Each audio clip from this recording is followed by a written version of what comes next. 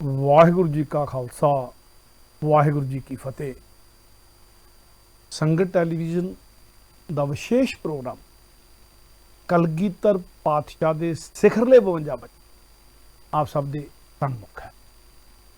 ਇਹਨਾਂ ਸਿਖਰਲੇ 52 ਬਚਨਾਂ ਦੇ ਵਿੱਚੋਂ 12ਵਾਂ ਬਚਨ ਅੱਜ ਆਪ ਜੀ ਦੇ ਸਨਮੁਖ ਕਰ ਰਿਹਾ ਹਾਂ। ਕਲਗੀਧਰ ਪਾਤਸ਼ਾਹ ਦਾ 12ਵਾਂ ਬਚਨ ਹੈ, खुशी गमी दे हर संस्कार समय कड़ा प्रसाद ते हावल दी देग वरताउणी। देखने में बचन बेशक बड़ा साधारण लगता है, पर सतगुरु के हर बचन की एक रमज होंदी।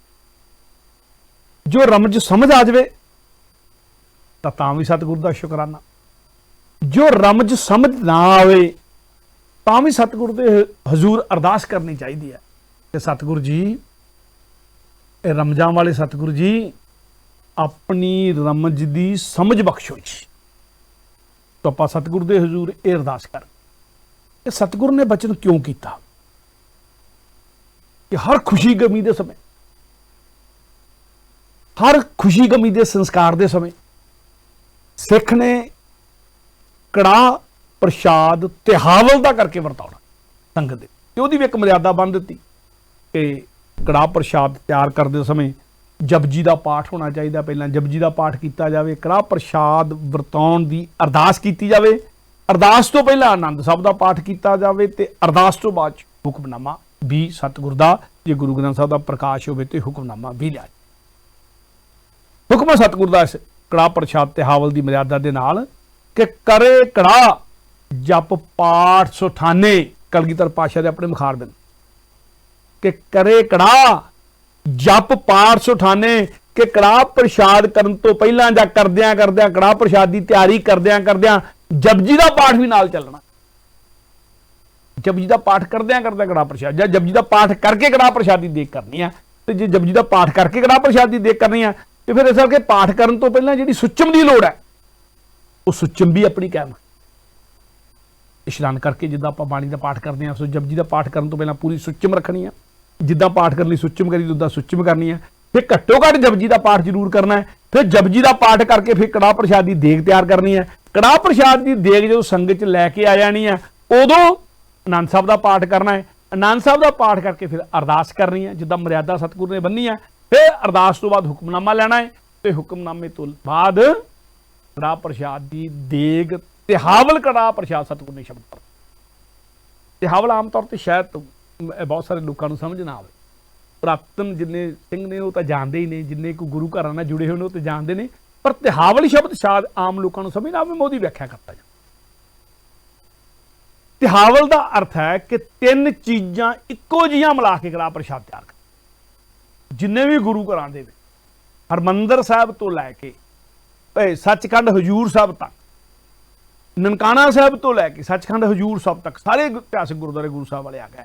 तो जिन्ने भी गुरु घर देशों विदेशों च हैं, मर्यादा मुताबिक कड़ा प्रसाद तैयार होंदा है। तो उसकी मर्यादा है कि 3 वस्तां समसर कर लीजिए। रैतनामे च मर्यादा लिखी 3 वस्तां, 3 चीज़ां। तिहावल का मतलब है 3 चीज़ां इक्को जिहियां लैणियां ने। तिहावल 3 चीज़ां इक्को जिहियां लैणियां। 3 चीज़ां किहड़ियां ने? एक तो आटा लेना है, अन्न हो गया।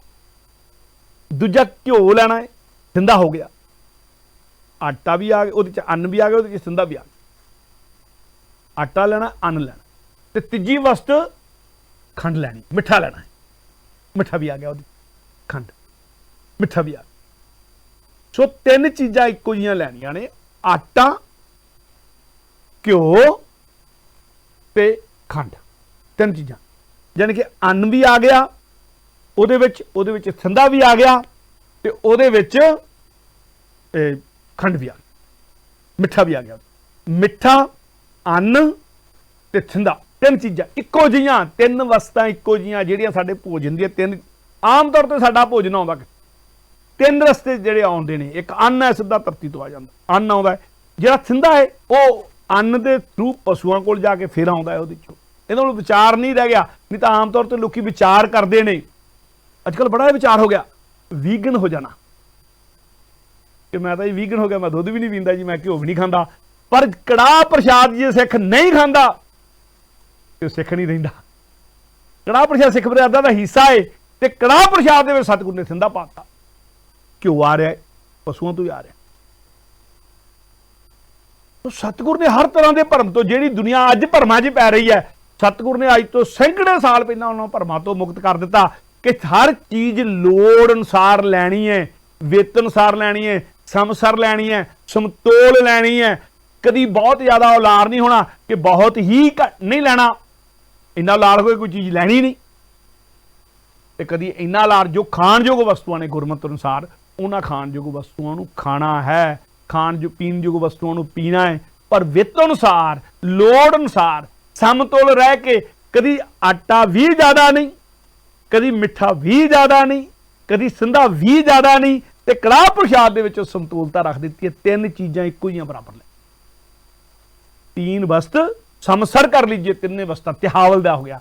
तो जो कड़ाह प्रसाद तैयार होना है ना, जो तीन वस्तां दी मिलनियां ने अग दे उत्ते, जो अग दे उत्ते उन्होंने मिलना है, तिन्नां चीज़ां ने पहलां तुसीं आटा भुन लैना है, घ्यो भी उहदे 'च पै जाना, घ्यो दे विच ही आटा भुनण वाली गल हो जाती है। आटा भुन लैना है, फिर मिठा भी उहदे ते चाशनी बना के पाउणा, ते चाशनी बनाउण लग्गिआं घट्टो घट्ट तीन, जिन्ना जे एक तुसीं कौली भर के जां एक गिलास भर के तुसीं जिन्ना जे गिलास एक आटे का पाया है, तो एक गिलास ही फिर घ्यो का पाउणा है, एक गिलास ही मिठे का पाउणा है। ये तीन चीज़ां बराबर होणगीआं तां कड़ाह प्रसाद बनेगा तिहावल।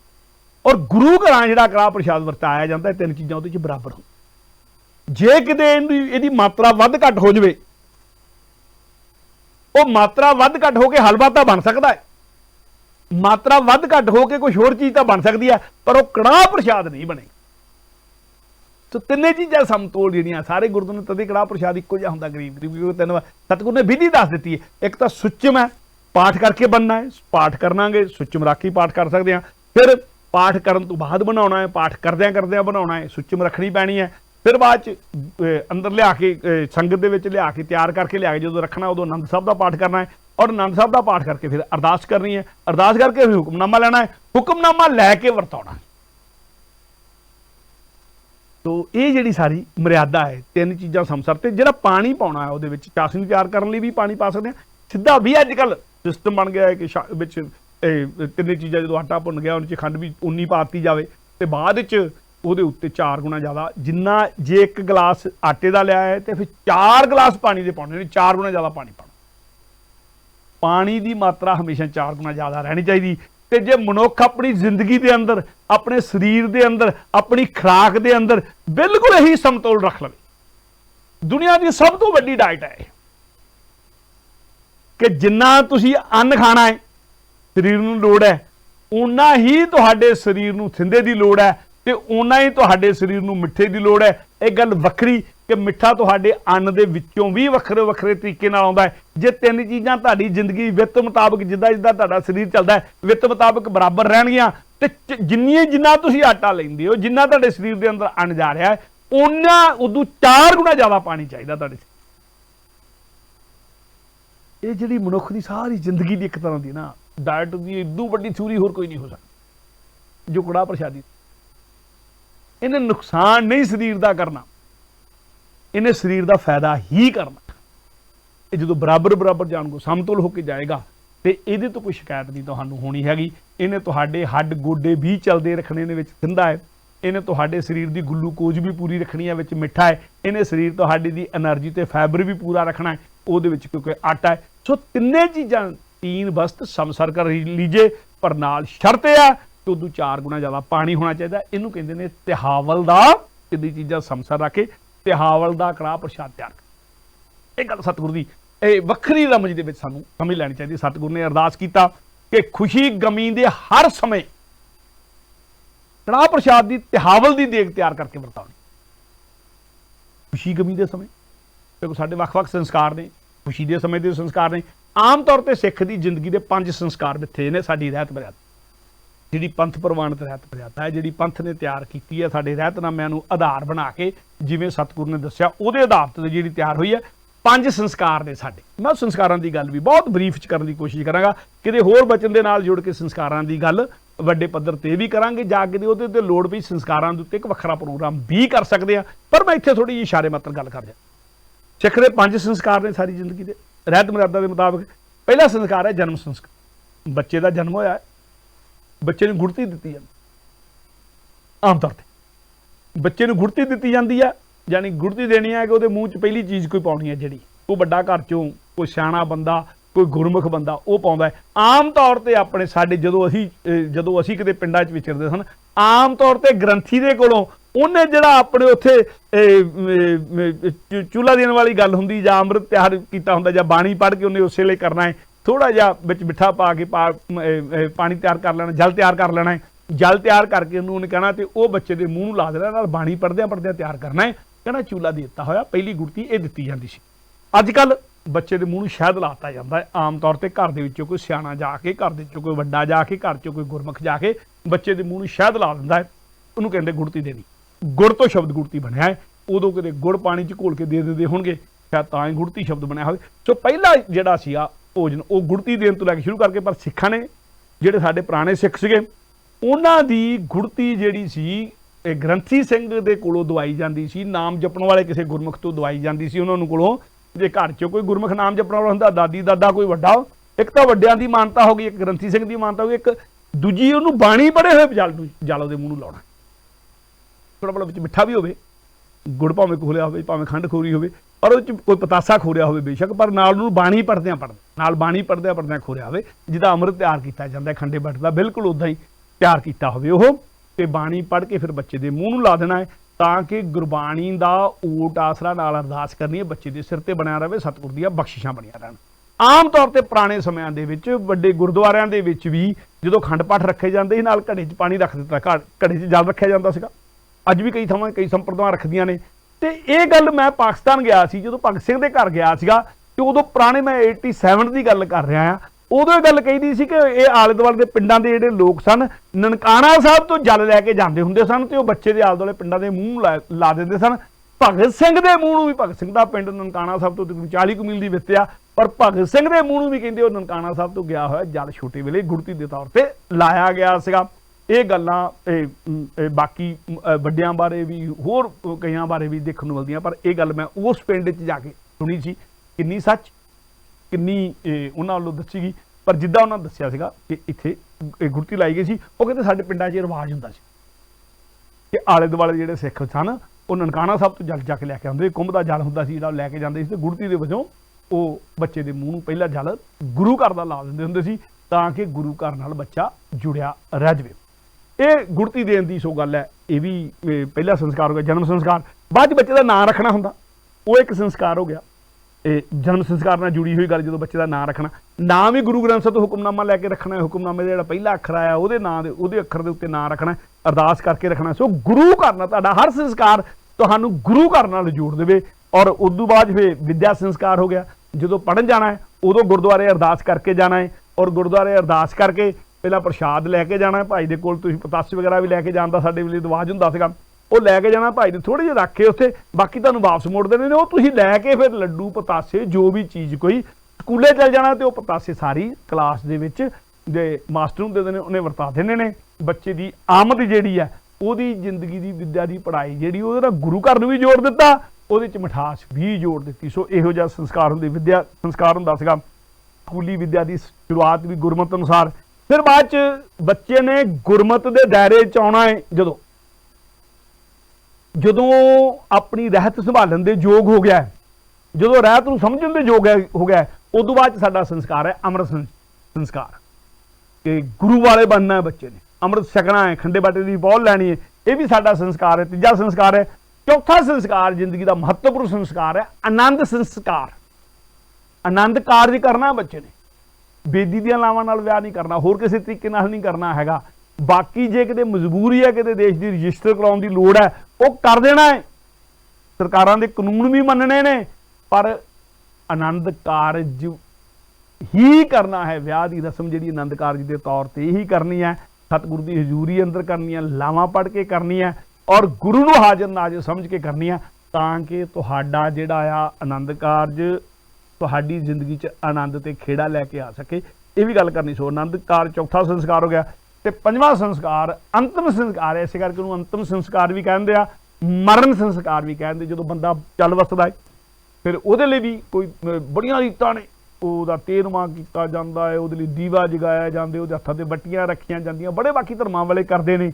ਪਰ ਸਿੱਖ ਨੇ ਸਿਰਫ ਅਰਦਾਸ ਕਰਨੀ ਹੈ, ਉਹਦਾ ਸੰਸਕਾਰ ਜਿਹੜਾ ਗੁਰਮਰਿਆਦਾ ਅਨੁਸਾਰ ਕਰਕੇ ਫਿਰ ਗੁਰਦੁਆਰੇ ਆ ਕੇ ਫਿਰ ਅਰਦਾਸ ਕਰ ਦੇਣੀ ਹੈ। ਤੇ ਕੋਈ ਭਰਮ ਨਹੀਂ ਕਰਨਾ, ਕੋਈ ਵਹਿਮ ਨਹੀਂ ਕਰਨਾ। ਉਹ ਕਈ ਹੁੰਦੇ ਸੀ ਵੀ ਇੰਨੇ ਚਿਰ ਲਈ ਖਾਣਾ ਛੱਡ ਦੇਣਾ, ਇੰਨੇ ਚਿਰ ਲਈ ਕੇਸ ਖੁੱਲੇ ਰੱਖਣੇ ਆ। ਇਹ ਸਾਡੇ ਪੁਰਾਣੇ ਜਿਹੜੇ ਪੁਰਾਣੀ ਭਾਰਤੀ ਸਭਿਅਤਾ ਦੇ ਸੰਸਕਾਰ ਹੁੰਦੇ ਸੀ, ਇੱਦਾਂ ਦੀ ਕੋਈ ਗੱਲ ਨਹੀਂ ਕਰਨੀ। ਤੋ ਗੁਰਮਤ ਅਨੁਸਾਰ ਸਾਰੇ ਇਹ ਪੰਜੇ ਸੰਸਕਾਰ ਕਰਨੇ। ਇੱਥੇ ਮੈਂ ਇੱਕ ਗੱਲ ਹੋਰ ਕਹਿ ਦਿਆਂ, ਸਿੱਖਾਂ ਦੀਆਂ ਕੁਝ ਸੰਪਰਦਾਵਾਂ, ਸਾਰੀਆਂ ਸੰਪਰਦਾਵਾਂ, ਉਹਨਾਂ ਦੇ ਵਿੱਚੋਂ ਕੁਝ ਜਿਹੜੀਆਂ ਸੰਪਰਦਾਵਾਂ ਇਹੋ ਜਿਹੀਆਂ ਨੇ, ਜਿੱਦਾਂ ਮੈਂ ਸਿੰਧੀ ਸਿੱਖ ਕਹਿ ਲਵਾਂ, ਕੁਝ ਨਿਰਮਲਿਆਂ ਦੀਆਂ ਸੰਪਰਦਾਵਾਂ ਕਹਿ ਲਵਾਂ, ਕੁਝ ਉਦਾਸੀ ਸਿੱਖਾਂ ਦੀਆਂ ਸੰਪਰਦਾਵਾਂ ਕਹਿ ਲਵਾਂ। ਉਹ ਜਿਹੜੀਆਂ ਸੰਪਰਦਾਵਾਂ ਉਹ ਗੁਰੂ ਗ੍ਰੰਥ ਸਾਹਿਬ ਦਾ ਪੂਰਾ ਨਿਸ਼ਚਾ ਰੱਖਦੀਆਂ, ਬਾਕੀ ਦਾ ਤਾਂ ਪੂਰੀ ਮੰਨਦੀਆਂ, ਪਰ ਅੰਮ੍ਰਿਤ ਉੱਤੇ ਉਹਨਾਂ ਦਾ ਨਿਸ਼ਚਾ ਨਹੀਂ। ਖੰਡੇ ਬਾਟ ਤਾਂ ਅੰਮ੍ਰਿਤ ਨਹੀਂ ਛਕਦੇ। ਕੋਈ ਸਹਿਜਧਾਰੀ ਸੰਪਰਦਾਵਾਂ ਇਹੋ ਜਿਹੀਆਂ ਨੇ, ਸਿੰਧੀ ਸੰਪਰਦਾਵਾਂ ਹੋ ਗਈਆਂ, ਕੋਈ ਨਿਰਮਲੇ ਸੰਪਰਦਾਵਾਂ ਹੋ ਗਈਆਂ, ਕੋਈ ਸਹਿਜਧਾਰੀ ਸੰਪਰਦਾਵਾਂ ਹੋ ਗਈਆਂ, ਕੋਈ ਉਦਾਸੀ ਸੰਪਰਦਾਵਾਂ ਹੋ ਗਈਆਂ। ਇਹ ਸਾਰੀਆਂ ਜਿਹੜੀਆਂ ਇਹ ਅੰਮ੍ਰਿਤ ਨਹੀਂ ਛਕਦੀਆਂ। ਉਹ ਇਹਦੀ ਥਾਂ ਤੇ ਪੰਜਵਾਂ ਸੰਸਕਾਰ ਆਪਣਾ ਉਹਨੂੰ ਕਹਿੰਦੇ ਨੇ ਚਰਨੀ ਲੱਗਣਾ, ਗੁਰੂ ਦੀ ਸਤਿਗੁਰ ਦੀ ਚਰਨੀ ਲੱਗਣਾ। ਉਹ ਕੀ ਕਰਦੇ ਨੇ, ਜਦੋਂ ਬੱਚਾ ਯਾਨੀ ਕਿ ਗੁਰੂ ਬਾਣੀ ਪੜ੍ਹਨੀ ਸ਼ੁਰੂ ਕਰਨ ਦੇ ਕਾਬਲ ਹੋ ਜਾਵੇ, ਪੰਜਾਬੀ ਸਿੱਖ ਲਵੇ, ਗੁਰਮੁਖੀ ਸਿੱਖ ਲਵੇ, ਬਾਣੀ ਪੜ੍ਹਨ ਦੇ ਕਾਬਲ ਹੋ ਜਾਵੇ, ਤਾਂ ਉਹਨੂੰ ਗੁਰਦੁਆਰੇ ਲਿਜਾ ਕੇ ਗ੍ਰੰਥੀ ਨੂੰ ਕਹਿੰਦੇ ਨੇ ਇਹਨੂੰ ਸਤਿਗੁਰ ਦੇ ਚਰਨੀ ਲਾ ਦਿਓ। ਸਤਿਗੁਰ ਦੇ ਚਰਨੀ ਲਾਉਣ ਦਾ ਮਤਲਬ ਹੈ ਗ੍ਰੰਥੀ ਨੇ ਅਰਦਾਸ ਕਰ ਦੇਣੀ ਹੈ। ਗ੍ਰੰਥੀ ਨੇ ਅਰਦਾਸ ਕਰਕੇ ਉਹਨੂੰ ਕਹਿਣਾ, ਬੇਟਾ ਤੂੰ ਹੁਣ ਸਹਿਜ ਪਾਠ ਸ਼ੁਰੂ ਕਰ ਲਾ। ਤੇ ਸਹਿਜ ਪਾਠ ਸ਼ੁਰੂ ਉਹਨੇ ਬੱਚੇ ਗ੍ਰੰਥੀ ਦੀ ਦੇਖ ਰੇਖ 'ਚ ਉਹਨੇ ਆਪ ਸ਼ੁਰੂ ਕਰਨਾ ਹੈ। ਸਹਿਜ ਪਾਠ ਜਪਜੀ ਤੋਂ ਸ਼ੁਰੂ ਕਰਕੇ ਤੇ ਫਿਰ ਔਰ ਜਿਹੜਾ ਸਹਿਜ ਪਾਠ ਉਹਨੇ ਸ਼ੁਰੂ ਕਰਨਾ, ਸਹਿਜ ਪਾਠ ਸ਼ੁਰੂ ਕਰਨ ਦਾ ਗ੍ਰੰਥੀ ਨੇ ਜਿਹੜੀ ਅਰਦਾਸ ਕੀਤੀ ਹੈ, ਜਿਹੜਾ ਹੁਕਮਨਾਮਾ ਆਇਆ ਹੈ ਉਦੋਂ ਸਿੰਧੀਆਂ ਦੇ ਵਿੱਚ, ਉਸ ਹੁਕਮਨਾਮੇ ਨੂੰ ਆਪਣਾ ਗੁਰਮੰਤਰ ਮੰਨ, ਕਿਉਂਕਿ ਪੰਜਾਂ ਪੈਰਿਆਂ ਤੋਂ ਅੰਮ੍ਰਿਤ ਨਹੀਂ ਛਕਣਾ, ਪੰਜਾਂ ਪੈਰਿਆਂ ਤੋਂ ਹੁਕਮਨਾਮਾ ਨਹੀਂ ਲੈਣਾ। ਪਰ ਗੁਰੂ ਗ੍ਰੰਥ ਸਾਹਿਬ ਤੋਂ ਸਿੱਧਾ ਜਿਹੜਾ ਸ਼ਬਦ ਆਇਆ ਉਹਨੂੰ ਆਪਣਾ ਹੁਕਮਨਾਮਾ ਮੰਨ ਲਿਆ ਤੇ ਸਾਰੀ ਉਮਰ ਉਸ ਹੁਕਮਨਾਮੇ ਦਾ ਫਿਰ ਜਾਪ ਕਰਨਾ ਉਹਨਾਂ ਨੇ, ਸਿੰਧੀ ਸਿੱਖਾਂ ਨੇ। ਉਹ ਸ਼ਬਦ ਨੂੰ ਆਪਣੇ ਅੰਦਰ ਚਲਤਾ ਕਰਨਾ, ਸਦਾ ਲਈ ਚੱਲਦਾ ਰਹੇ। ਇੰਨਾ ਜਾਪ ਕਰਨਾ ਸਾਰੀ ਉਮਰ ਉਸ ਸ਼ਬਦ ਦਾ, ਕਿ ਉਹ ਸ਼ਬਦ ਉਹਨਾਂ ਦੇ ਅੰਦਰ ਚਲਤਾ ਹੋ ਜਾਵੇ, ਆਪਣੇ ਆਪ ਚੱਲਣ ਲੱਗ, ਆਪਣੇ ਆਪ ਸ਼ਬਦ ਦਾ ਜਾਪ ਹੋਣਾ ਸ਼ੁਰੂ ਕਰ ਦਿਆ, ਜਪਾ ਜਾਪ ਸ਼ਬਦ ਦਾ ਸ਼ੁਰੂ ਹੋਣਾ ਜੇ। ਇਹੋ ਜਿਹੀਆਂ ਸੰਪਰਦਾਵਾਂ ਸਾਡੀਆਂ ਸਿੰਧੀਆਂ ਵਿੱਚ ਵੀ ਹਨ, ਕੁਝ ਨਿਰਮਲੇ ਵੀ ਹਨ, ਕੁਝ ਉਦਾਸੀ ਵੀ ਹਨ, ਕੁਝ ਹੋਰ ਸਹਿਜਧਾਰੀ ਸੰਪਰਦਾਵਾਂ, ਬਾਬਾ ਚੇਲਾ ਰਾਮ ਜੀ ਹੁਣੀ ਜਿਹੜੇ ਉਹ ਸੰਪਰਦਾਵਾਂ ਵੀ ਕੁਝ ਹਨ। ਪਰ ਮੈਂ ਜਿਹੜੀ ਪੰਥ ਪ੍ਰਮਾਣਿਤ ਮਰਿਆਦਾ ਉਹਦੇ ਮੁਤਾਬਕ ਜਿਹੜੀ ਆ ਅੰਮ੍ਰਿਤ ਸੰਚਾਰ ਨੂੰ ਹੀ ਪੰਜਵੀਂ ਜਿਹੜੀ ਸਾਡੀ ਸੰਸਕਾਰ ਮੰਨਿਆ ਗਿਆ ਆ। ਤਾਂ ਪੰਜ ਸੰਸਕਾਰ ਨੇ, ਜਨਮ ਸੰਸਕਾਰ ਹੈ, ਵਿਦਿਆ ਸੰਸਕਾਰ ਹੈ, ਅੰਮ੍ਰਿਤ ਸੰਸਕਾਰ ਹੈ, ਆਨੰਦ ਸੰਸਕਾਰ ਹੈ ਤੇ ਮਰਨ ਜਾਂ ਅੰਤਮ ਸੰਸਕਾਰ ਹੈ। ਇਹਨਾਂ ਸਾਰੇ ਸੰਸਕਾਰਾਂ 'ਚ ਖੁਸ਼ੀ ਗਮੀ ਦਾ ਮੌਕਾ, ਭਾਵੇਂ ਕੋਈ ਖੁਸ਼ੀ ਦਾ ਮੌਕਾ ਹੈ, ਭਾਵੇਂ ਕੋਈ ਗਮੀ ਦਾ ਮੌਕਾ। ਬੱਚੇ ਦਾ ਜਨਮ ਖੁਸ਼ੀ ਦਾ ਮੌਕਾ ਹੋ ਗਿਆ, ਆਨੰਦ ਸੰਸਕਾਰ ਖੁਸ਼ੀ ਦਾ ਮੌਕਾ ਹੋ ਗਿਆ, ਪਰ ਮਰਨ ਸੰਸਕਾਰ ਤਾਂ ਗਮੀ ਦਾ ਮੌਕਾ ਹੋ ਗਿਆ। ਸਤਿਗੁਰ ਨੇ ਕਿਹਾ ਖੁਸ਼ੀ ਗਮੀ ਦਾ ਜਿਹੜਾ ਮਰਜ਼ੀ ਮੌਕਾ ਹੋਵੇ, ਜਿਹੜਾ ਮਰਜ਼ੀ ਸੰਸਕਾਰ ਕਰਨਾ ਹੋਵੇ, ਹਰ ਸੰਸਕਾਰ ਵੇਲੇ ਤਿਹਾਵਲ ਕੜਾਹ ਪ੍ਰਸ਼ਾਦੀ ਦੇ ਕੇ ਤਿਆਰ ਕਰਦੇ। ਇੱਥੇ ਸਤਿਗੁਰ ਨੇ ਖੁਸ਼ੀ ਤੇ ਗਮੀ ਨੂੰ ਮਿਟਾ ਦਿੱਤਾ। ਤਿਹਾਵਲ ਇਹਦੀ ਰਮਜ ਸਮਝਣ ਦੀ ਲੋੜ ਹੈ ਕਿ ਕੜਾਹ ਪ੍ਰਸ਼ਾਦ ਆਮ ਤੌਰ ਤੇ ਕਈ ਲੋਕ ਜਦੋਂ ਗਮੀ ਦਾ ਸਮਾਂ ਆਉਂਦਾ ਮਿੱਠਾ ਨਹੀਂ ਖਾਂਦੇ, ਪਰ ਤਿਹਾਵਲ ਦੇ ਕੜਾਹ ਪ੍ਰਸ਼ਾਦ ਤਾਂ ਮਿੱਠਾ ਹੈ ਔਰ ਬਰਾਬਰ ਦਾ ਹੈ, ਅੰਨ ਦੇ ਬਰਾਬਰ। ਕਈ ਅੰਨ ਛੱਡ ਦਿੰਦੇ ਆ ਪਰ ਇਹਦੇ 'ਚ ਅੰਨ ਵੀ ਹੈ, ਕਈ ਥਿੰਦਾ ਛੱਡ ਦਿੰਦੇ ਪਰ ਇਹਦੇ 'ਚ ਥਿੰਦਾ ਵੀ ਹੈ। ਸੋ ਤਿਹਾਵਲ ਦਾ ਕੜਾਹ ਪ੍ਰਸ਼ਾਦ ਤਿਆਰ ਕਰਕੇ ਗਮੀ ਦੇ ਮੌਕੇ ਦੇ ਬੇਸ਼ੱਕ ਮਰਨ ਸੰਸਕਾਰ ਵੀ ਹੋਵੇ ਤਾਂ ਵਰਤਾਉਣਾ ਹੈ ਔਰ ਸਾਰੀ ਸੰਗਤ 'ਚ ਵਰਤਾਉਣਾ, ਸਾਰਿਆਂ ਨੇ ਛਕਣਾ ਵੀ ਹੈ। ਇਹਦਾ ਮਤਲਬ ਸਤਿਗੁਰ ਨੇ ਖੁਸ਼ੀ ਤੇ ਗਮੀ ਦਾ ਜਿਹੜਾ ਇੱਕ ਦੂਜੇ 'ਚ ਦੋਵਾਂ ਦੇ ਵਿੱਚ ਜਿਹੜਾ ਵੱਡਾ ਫਰਕ ਸੀ ਆਮ ਤੌਰ ਤੇ ਸਮਝਿਆ ਜਾਂਦਾ। ਮਨੁੱਖ ਕੀ ਹੈ, ਜਦ ਕੁਛ ਆਵਤ ਤਬ ਬਹੁਤ ਜ਼ਿਆਦਾ ਉਹਦੇ 'ਚ ਖੁਸ਼ੀਆਂ ਦਾ ਮਾਹੌਲ ਆ ਜਾਂਦਾ। ਜਦੋਂ ਉਹਦੇ ਕੋਲ ਕੁਛ ਆਉਂਦਾ ਹੈ ਤਬ ਉਹ ਨੱਚਣ ਲੱਗ ਪੈਂਦਾ ਆ, ਭੰਗੜੇ ਪਾਉਣ ਲੱਗ ਪੈਂਦਾ ਹੈ। ਪਰ ਜਦ ਕੁਛ ਜਾਵਤ ਤਬ ਰੋਣ ਲੱਗਦਾ, ਤਦ ਰੋਣ ਲੱਗ ਪੈਂਦਾ ਹੈ ਜਦੋਂ ਕੁਛ ਜਾਂਦਾ ਆ। ਪਰ ਮਨੁੱਖ ਨੂੰ, ਸਿੱਖ ਨੂੰ ਸਤਿਗੁਰ ਨੇ ਸਮਝਾਇਆ ਕਿ ਤੂੰ ਹਰ ਹਾਲ ਦੇ ਵਿੱਚ ਖੁਸ਼ੀ ਦਾ ਸਮਾਂ ਵੀ ਜ਼ਿੰਦਗੀ 'ਚ ਆਉਣਾ ਹੈ, ਗਮੀ ਦਾ ਸਮਾਂ ਵੀ ਆਉਣਾ ਹੈ। ਖੁਸ਼ੀਆਂ ਦੇ ਵੇਲੇ ਖੁਸ਼ੀਆਂ ਮਨਾਉਣੀਆਂ ਨੇ, ਆਨੰਦ ਦੇ ਵਿੱਚ ਰਹਿਣਾ, ਆਨੰਦ ਸਾਹਿਬ ਉਦੋਂ ਵੀ ਪੜ੍ਹਨਾ ਹੈ, ਪਰ ਉਛਲਣਾ ਕੁੱਦਣਾ ਨਹੀਂ ਇੰਨਾ ਕਿ ਖੁਸ਼ੀ ਤੇਰੇ ਤੋਂ ਵੱਡੀ ਹੋ ਜਾਵੇ। ਵੱਡਾ ਤੂੰ ਹੈ, ਮਨੁੱਖ ਵੱਡਾ ਹੈ, ਗੁਰਸਿੱਖ ਵੱਡਾ ਹੈ, ਗੁਰੂ ਦੀ ਸਿੱਖਿਆ ਵੱਡੀ ਹੈ। ਤੇਰੀ ਏਦਾਂ ਨਾ ਹੋਏ ਕਿ ਖੁਸ਼ੀ ਦੇ ਵਿੱਚ ਤੂੰ ਬਾਵਲਾ ਹੋਇਆ ਫਿਰੇ, ਖੁਸ਼ੀ ਤੈਨੂੰ ਚੱਕੀ ਫਿਰੇ ਤੇ ਚੱਕੀ ਏਦਾਂ ਫਿਰੇ ਕਿ ਤੈਨੂੰ ਉਲਟਾ ਕੇ ਸਿੱਟ ਦੇਵੇ ਮੁੱਧੜੇ ਮੂੰਹ। ਬਹੁਤੇ ਮੁੱਧੜੇ ਮੂੰਹ ਡਿੱਗਦੇ ਖੁਸ਼ੀਆਂ ਦੇ ਸਮੇਂ, ਨਸ਼ਿਆਂ ਦੇ ਨਾਲ ਡਿੱਗਦੇ, ਉਲਟਦੇ ਡਿੱਗ ਪੈਂਦੇ ਆ। ਖੁਸ਼ੀਆਂ ਦੇ ਵਿੱਚ ਉਲਟਦੇ ਮੂੰਹ ਡਿੱਗੇ ਹੋਏ ਦੁਬਾਰਾ ਉੱਠਣ ਜੋਗੇ ਨਹੀਂ ਰਹਿੰਦੇ। ਤੋ ਐਡਾ ਬਾਵਲਾ ਵੀ ਨਹੀਂ ਹੋਣਾ ਖੁਸ਼ੀਆਂ ਦੇ ਵਿੱਚ, ਸਮਤੋਲ ਰਹਿਣਾ। ਤੇ ਜੇ ਕਿਤੇ ਗਮੀ ਆ ਗਈ ਹੈ ਤੇ ਗਮੀ 'ਚ ਵੀ ਇਦਾਂ सिर सुट के नहीं बैठ जाना, ढीगी ढा के नहीं बैठ जाना कि जिद्दां सारा कुछ खत्म हो गया आ। इदां नहीं बैठना हैगा। गुरु के भाणे अंदर उस सतगुरु के भाणे अंदर उस गमी के समय भी मन सतगुरु ने अरदासां करनियां, बेनतियां करनियां, जोदड़ियां करनियां, सतगुरु इस भाणे नूं मनण दा बल भी बख्श। तो खुशी ते गमी के समय कड़ाह प्रशाद ते हावल की देग तैयार करके वरताउणी सिख ने अरदास करके हर संस्कार के समय अरदास करके कड़ाह प्रशाद की देग वरताउणी है। इस गल की रमज नूं समझण दी लोड़ सी। मैं अपने लिए कोशिश की है ते हावल की रमज नूं भी समझ ली है, कड़ाह प्रशाद वरताउण की रमज नूं समझी। खुशी गमी के मौकों नूं इकसार करके सतगुरु ने यह आख्या है। जपजी का पाठ क्यों करना? सवाल यह पैदा हो कि जपजी का पाठ ही क्यों करना है? सतगुरु ने जपजी का पाठ क्यों करना?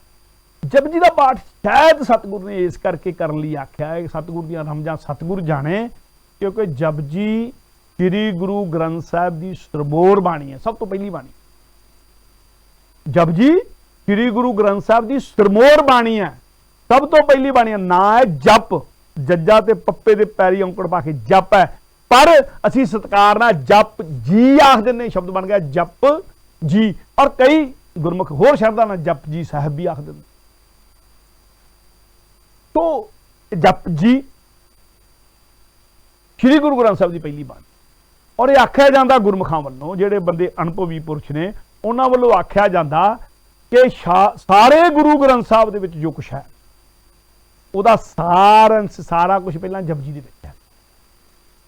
जो कुछ जपजी ਦੇ ਵਿੱਚ है, सारा जो कुछ सिद्धांत जपजी ਦੇ ਵਿੱਚ है, जो कुछ देता सतगुरु ने जपजी च देता, पर सारे गुरु ग्रंथ साहिब ਉਹਦਾ विस्तार व्याख्या कर। इस गल समझ दी लो। तो जपजी जी सुरमोर बाणी है, जपजी नाल जुड़ना सिख ने जपजी का पाठी नहीं बनना। सिख ने जपजी नूं अपने जेहन दे अंदर, अपनी अंतरात्मा च पूरी तरह वसा लेना। और हुक्मनामे दे विच गल्लां कहियां गईयां, सतगुरु के हुक्म ने सानू कि जेड़े सिख नूं जपजी नहीं कंठ, वो जिहा सिख होया जिहा ना होया एक बराबर। और जपजी के बारे ऐलान है कि जपजी ते जाप तो बिना, जपजी के पाठ तो बिना, जपजी के जाप तो बिना, जपजी के पाठ तो बिना सिख ने कभी प्रशादा नहीं प्राप्त, प्रशादा नहीं करा। घट्टो घट जपजी का, वैसे तो नितनेम दी बाणियां दी गल है, अमृतधारी लई है, पर जपजी का पाठ तो हर सिख ने करना। जो अमृतधारी नहीं भी बना तां भी उसने करना, जिहड़ी मर्जी संप्रदाय नाल जुड़िया होवे, जपजी का पाठ जरूर करना। जपजी श्री गुरु ग्रंथ साहिब की भी पहली बाणी है, जपजी नितनेम की भी पहली बाणी। और जपजी दे विच जपजी इको एक इहो जी बाणी है जिहड़ी रागां विच नहीं बनी सकदी, रागां तो उपर है। सतगुरु ने जपजी नूं, वैसे तो सारी गुरबाणी नूं सतगुरु ने अपने तो उपर किया है। सतगुरु की बाणी सत स्वरूप है, गुरबाणी बनी है, सारी गुरबाणी बारे गल कही है। पर जपजी दे वेले सतगुरु ने उत्ते महला भी नहीं पाया, उत्ते निशानदेही भी नहीं की। उन्होंने राग तो भी मुक्त रखा है, उन्होंने महले तो भी किसी गुरु ने बन्नण तो भी मुक्त रखा है। और उसका पहला जिहड़ा श्लोक है वो गुरु अर्जन देव पातशाह ने भी थोड़ा जिहा बदल के सुखमनी साहिब दे विच भी वरत्या है, ते जिहड़ा आखिरी श्लोक है वो गुरु ग्रंथ साहिब विच थोड़ा जिहा बदल के, थोड़ा जिहा वखरेवें दे नाल गुरु अंगद देव पातशाह ने अपने नाल। तो जपजी किसी एक गुरु दे नाल नहीं जुड़िया होया, जपजी किसी एक महले दे नाल नहीं जुड़िया होया, जपजी किसी राग दे नाल नहीं जुड़िया होया। जपजी सरबोर है, श्री गुरु ग्रंथ साहिब की पहली बाणी। ते जपजी सरमोर है, गुरु साहब का सारा फलसफा ये मनुख दी मन दी अवस्थावां की गल कोई कहिंदे ने, जिहड़ा सचखंड तक जाके गल की जाती है। कई इस नूं अध्यात्मिक अवस्थावां की गल कहिंदे ने, कई इस नूं खंड के तौर पर जानदे। और जपजी इको एक इहो जी बाणी है जिहदे 700 तो वध और लथे वख-वख वड्डे-वड्डे दुनिया भर के विद्वानां ने कीते ने। तो जपजी का पाठ करना है। जपजी नाल जुड़िया हुई बहुत ज़्यादा साखियां ने, मैं 1 मिनट दे विच गल कह के क्षमा याचना कर जानी है। गुरु हरगोबिंद साहब पातशाह ने अपने समय दे विच संगत दे विच आख्या, कोई है सिख जिहड़ा जपजी शुद्ध एक बार सुना सके। संगत ने बिल्कुल अपने तौर पर बैठ गया, पर भाई गोपाला ने आख्या, सतगुरु जी कृपा करो तो मैं सुनावा। भाई गोपाला एक बार शुद्ध पाठ जो जपजी साहब का सुनाउण लगा, तो सतगुरु गुरु हरगोबिंद साहब पातशाह सुन रहे हैं। तो सुनते सुनते एक ख्याल आया मन में, सतगुरु के अंदर एक सोच पैदा हो गई कि जपजी के शुद्ध पाठ के बदले नूं की दियां। ते सतगुरु ने कहा जो भी देंगे जपजी के एक शुद्ध पाठ के बदले वो घट होएगा, क्योंकि जपजी के पाठ का महात्म इन्ना ज्यादा है, चलो उन्हें गुरगद्दी दे देने आ। सतगुरु ये सोच के जो गुरगद्दी तो उठन लगे, उधरों पाठ खत्म हो रहा सीगा। सतगुरु जी जो उठन लगे गुरगद्दी तो अपने लिए अजे अफसर छड्डण की तैयारी कर रहे हैं। तो जो गोपाले ने देखा सतगुरु वाले कि सतगुरु तो उठन लगे ने, तो गोपाले के मन च, भाई गोपाले के मन च आ गया ਕਿ ਇੱਕ ਰਸ ਸ਼ੁੱਧ ਪਾਠ ਸੁਣਾਉਣ ਦੇ ਬਦਲੇ ਸੋਚਿਆ ਸੀ ਸਤਿਗੁਰੂ ਤੋਂ ਘੋੜਾ ਲਵਾਂਗਾ, ਕਾਬਲੀ ਘੋੜਾ। ਪਰ ਸਤਿਗੁਰੂ ਤਾਂ ਗੱਦੀ ਛੱਡ ਕੇ ਚਲੇ, ਪਤਾ ਨਹੀਂ ਕਿੱਥੇ ਚੱਲ ਜਾਣਾ, ਪਤਾ ਨਹੀਂ ਕੋਈ ਚੀਜ਼ ਦੇਣਗੇ ਵੀ ਕਿ ਨਹੀਂ ਦੇਣਗੇ। ਜਦੋਂ ਵੀ ਖਿਆਲ ਆਇਆ ਸਤਿਗੁਰੂ ਫਿਰ ਉੱਥੇ ਆਪਣੇ ਆਸਣ ਤੇ ਬੈਠ ਗਿਆ। ਪਾਠ ਖਤਮ ਹੋਇਆ ਤੇ ਗੋਪਾਲੇ ਨੂੰ ਆਖਿਆ ਲਿਆਓ ਜੀ, ਸਿੱਖ ਸੇਵਕ ਨੂੰ ਆਖਿਆ ਭਾਈ ਗੋਪਾਲੇ ਨੂੰ ਲਿਆ ਕੇ ਕਾਬਲੀ ਘੋੜਾ ਦੇ ਦਿਓ, ਇੱਕ ਨਹੀਂ 2 ਘੋੜੇ ਦਿਓ। ਇਹਦੀ ਸ਼ੁੱਧ ਪਾਠ ਬਦਲੇ, ਜਪਜੀ ਦੇ ਸ਼ੁੱਧ ਪਾਠ ਬਦਲੇ ਅਸੀਂ ਨੂੰ ਗੁਰਗੱਦੀ ਦੇਣ ਦਾ ਮਨ ਵਿਚਾਰਿਆ ਸੀ, ਪਰ ਇਹਨੇ ਇੱਕ ਰਸ ਤੋੜ ਲਿਆ। ਇਹਦੇ ਮਨ 'ਚ ਖਿਆਲ ਆ ਗਿਆ ਕਾਬਲੀ ਘੋੜੇ ਦਾ, ਤੇ ਉਹਨੂੰ ਕਾਬਲੀ ਘੋੜਾ ਹੀ ਦੇ ਦਿਓ। ਸੋ ਜਪਜੀ ਦੇ ਪਾਠ ਦਾ ਮਹੱਤਵ ਹੈ। ਇਹਦੇ ਬਦਲੇ ਗੁਰੂ ਹਰਗੋਬਿੰਦ ਸਾਹਿਬ ਜੀ ਭਾਈ ਗੋਪਾਲੇ ਨੂੰ ਗੁਰਗੱਦੀ ਦੇਣ ਲਈ ਤਿਆਰ ਹੋ ਗਿਆ ਸੀ। ਸੋ ਜਪਜੀ ਦਾ ਪਾਠ ਕਰਕੇ ਤੇ ਹਾਵਲ ਦੀ ਦੇਗ ਤਿਆਰ ਕਰਕੇ ਸੰਗਤ ਦੇ ਵਿੱਚ ਹਰ ਖੁਸ਼ੀ ਗਮੀ ਦੇ ਸਮੇਂ ਵਰਤਾਉਣੀ ਹੈ। ਇਹ ਕਲਗੀਧਰ ਪਾਤਸ਼ਾਹ ਦਾ 12ਵਾਂ ਬਚਨ ਹੈ। ਵਾਹਿਗੁਰੂ ਜੀ ਕਾ ਖਾਲਸਾ, ਵਾਹਿਗੁਰੂ ਜੀ ਕੀ